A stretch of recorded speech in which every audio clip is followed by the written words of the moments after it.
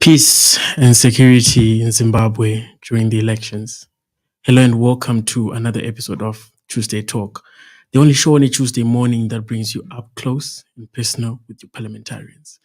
Today we'll be talking about how to achieve peace during the Zimbabwean elections, during Zimbabwe by-elections.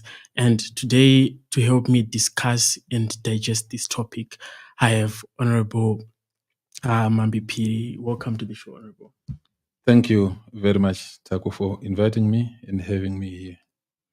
To those who don't know, Honorable Gift is a first-time parliamentarian from Kadoma Central and also sits in the Information, Media and Broadcasting Committee. Honorable, you have seen the video trending on social media about the 27 April by-elections. How did we get to such a situation as a country? It's very sad and very worrying that almost 44 years after we got our independence, and when we celebrate that we've been having elections after each and every 5-year cycle, we get to this where elections in Zimbabwe are still contested differently. Instead of people just casting their ballots, expressing their opinions and views by putting an X on a particular candidate that they like, we see, as has become normal now, machinations, especially sponsored by the state, coming in to disrupt the smooth running of elections, coming in to influence how people must vote, must think, and must choose. And violence is often incorporated and used to intimidate and to stop people from freely and legitimately choosing their leaders. This is sad, and this is not acceptable, especially for a country that fought to liberate its people so that they are able to cast their votes whenever it's necessary. Honorable, taking the parliament into consideration, what does, for the benefit of the viewers, what does the Constitution actually say about peaceful and peace and security during the elections? Thank you. Our Constitution is very clear. Chapter 2 of the Constitution, subsection 10, enjoins every Zimbabwean with the responsibility to promote peace and to keep everyone else secure. But the drafters of the Constitution went a step further and included in the Constitution what are called Chapter 12 institutions. And one of them is mandated specifically with the responsibility to make sure that there is peace and reconciliation in Zimbabwe. And that institution is called the National Peace and Reconciliation Commission. Broadly speaking, that commission was created in order to cure the chaos, the violence, the intimidation, and the worrisome atmosphere that normally surrounds and engulfs the nation around elections. It was created in 2013. Its term constitutionally expired at the end of last year. But on reflection, you realize the commission did not do much in terms of the set objectives that are there in the Constitution. I think the commission was hamstrung a lot by the government. The government did not put enough resources into the hands and into the coffers of the commission for them to be able to do a lot of their work. But most importantly, the commission, once they were set up, found out that the state was very much complicit in the commission of most of the human rights violations and in the electoral disputes that we often witness in the country. And they could not go further in their investigations or in trying to remedy the situation. Honorable, you mentioned about the commission not having enough hands. You meant enough hands as in people being patriotic, or you meant enough hands as in resources by the government? So it's both ways. The first one is in terms of resources. Remember, the commission was set up in 2013. It was not activated until 5 years later in 2018. And one of the reasons that were preferred was that there were not enough resources to fund and to finance the work of the commission. But what you realize when you look closely is there was no government willingness to make sure that the commission comes into place, to make sure that the commission comes into effect, and it helps cure some of the violent tendencies that we often witness in our societies. Honorable, as a nation, we have been facing political violence for a while. The history of Zimbabwe actually mentioned that even back then, after independence, the abuse of people, of human rights, political violence, it kept on happening over and over and over again. What do you think, as a parliamentarian, the parliament should do to like ramify this issue? Yeah, before we go to the parliament, I think we must first give credit to various civic society organizations and the media that have worked over time, over the years, in trying to spotlight violence and trying to educate and promote peaceful coexistence amongst Zimbabweans. We are aware of organizations like CCJP, the Catholic Commission for Justice and Peace, who were instrumental in unearthing the atrocities that happened in 1982, known now as Gukura Hundi. There is the Zimbabwe Peace Project. There are also media platforms like Open Pali that have spotlighted on the dark spots that we have as a nation. And by so doing, they encourage conversations around those and how we can cure them. That's number one. Number two, Parliament has a critical role to play in its oversight function to make sure that we do not continue to have violence when it comes to elections or even outside elections. And Parliament can do that in two ways. The first one is by making sure that we have laws that promote peace and peaceful coexistence. That's the first one. The second one is in its oversight role, it must make sure that it gives teeth and it monitors the work done by various arms of the state, bringing them to account for whatever happens in their daily operations. For example, there's the Human Rights Commission. Its work must always be evaluated by a superior body, and in this case, we're talking of Parliament. We have the National Peace and Reconciliation Commission. Again, its work must always be reviewed by Parliament, and Parliament has a responsibility to pinpoint where these organizations have shortcomings and to also give them a pat on the back where they've done well. But as things stand right now, I think there are so many gaps.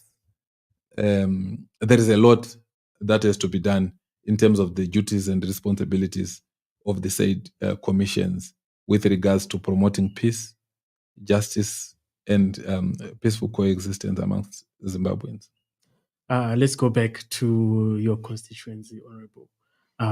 During the 2023 harmonized elections, were there like cases of violence, or it was just peaceful throughout? Thank you. In Kadoma, there were massive cases of intimidation. There were people who were arrested on frivolous allegations. But generally, what the state has managed to do over the years is to instill fear in people so that before you express your opinion, before you engage anyone, you go into what is called self censorship. You want to ask yourself whether this is safe to do for you or not. For example, as an opposition member of parliament, when I go around canvassing for vote, before anyone else comes out to greet me or to publicly endorse or support our campaign, they have to look behind their back. They have to think critically, deeply in terms of their security concern to say, what does this mean if we take this move? Therefore, people then resort to saying, we will only speak via the ballot, which is unfair because the electoral season is a season of contestation. It's a season of debate.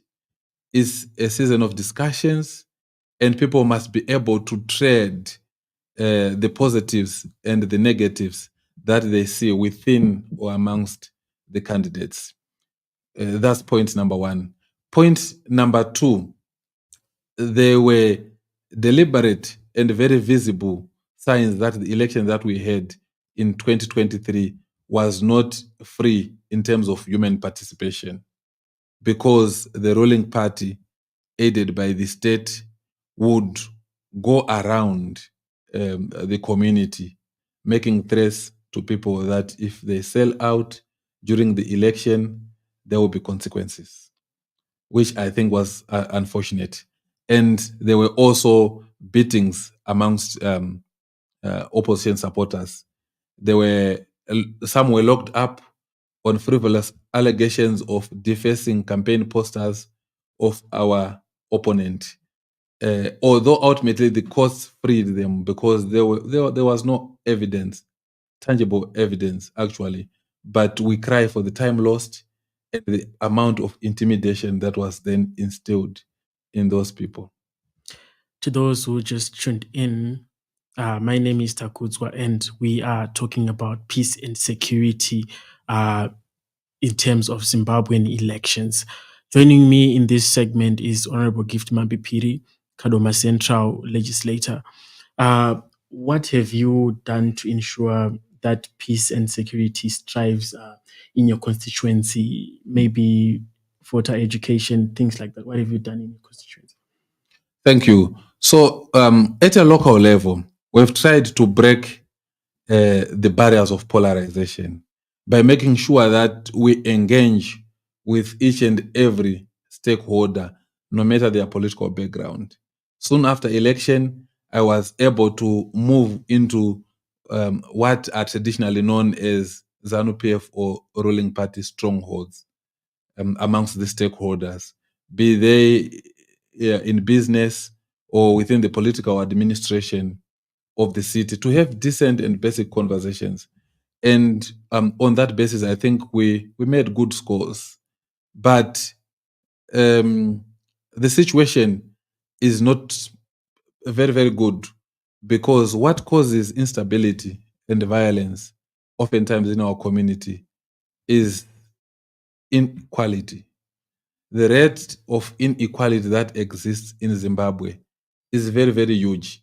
And that gap is widening by each and every day, where you have people who barely can afford a meal a day on one end of the spectrum, and at the other, you have people who can throw around money willy nilly.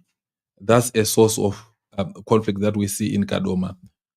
We have, for example, as a community, we do produce on average 50 kgs of gold a day, which is which feeds into the fiscus, and we are talking of 100 million per month. But when you look at the community and at the society of Kadoma, there is nothing that looks like there is 100 million that's given to the fiscus every month. The water that we drink does not look like we produce 1 million every month. The local hospital struggles with basic healthcare activities and operations, bandages, basic pills like painkillers, and so forth. And that in itself is a sign that once the people get too angry along the way, they could revolt and the consequences could be dire. So that's one part. The other part that we worry about in Kadoma is always the division that we see between the opposition members and the ZANU-PF members. The ZANU-PF members seems to go by willy-nilly. They can commit crimes with impunity. They can beat up people. They can invade council stores. They can park anyhow they want with no criminal consequences to their activities and to themselves. But that does not happen with opposition members. And what that then spells, we are not the same. We are all Zimbabweans, but we are not the same. Some are treated differently. And because of that, anger then builds up amongst people. And mind you, in this country, by and large, the opposition members are in the majority, believe it or not. They're in the majority. And once they decide that we've had enough of this, again, the consequences could be dire for the nation. You mentioned about media and civil society organization participating in making sure that there are peaceful elections in Zimbabwe. What is the media information and broadcasting committee doing, or what can it do to further peaceful elections in Zimbabwe? Thank you very much. I think there are two broad issues that the committee is handling, the media committee is handling with regards to enhancing the freedoms amongst Zimbabweans, and in particular around elections. The first one is to make sure that we remove the hurdles around the licensing of media players in the country. We want to see and to have as many media outlets as possible. We've been pushing for the licensing of more and more community radios, for example. We also want more and more private players to come on board. Once that happens, then people have diverse choice of who to listen to, what to follow at any given time. That then can reduce the dependency on the biased state media that we have currently. The second one is we always try to push for professionalism amongst the state-owned media organizations. That's your Zimpaper Stable, your ZBC channels. We are always trying to ask them to be professional and to make sure that they serve each and every Zimbabwean, no matter their political card or affiliation. Rounding up the show, unfortunately, we have run out of time, but just to sum up the show, what do you think can be done by us as Zimbabweans to ensure, because what we have noticed lately, it's because of us having opposition that makes us beat each other during election. What can be done with Zimbabweans, as citizens of Zimbabwe, to ensure that we practice peaceful elections? Thank you. I think as Zimbabwean, we've done enough and we are doing enough. Our problem is with the hand of the state in manufacturing and perpetuating violence. You see, when you are a private citizen and you go against the law, by sunset today, you will be arrested and you will be behind bars. But what we have seen is shocking in Zimbabwe. We have seen members of parliament abducted in broad daylight. There are images of the abductors, but no consequences. We have seen leading political figures being tortured with no consequences to those who commit those crimes. So until and unless the state sobers up, restrains itself, then we'll always be in this situation, in this sort of situation where people are beaten up and punished on account of their politics. Unfortunately, we have run out of time. Thank you, Honorable, for this inspiring conversation that we're having. To those who were viewing, thank you for viewing this wonderful segment of Tuesday Talk. My name is Takutswa Msakasa. See you next time.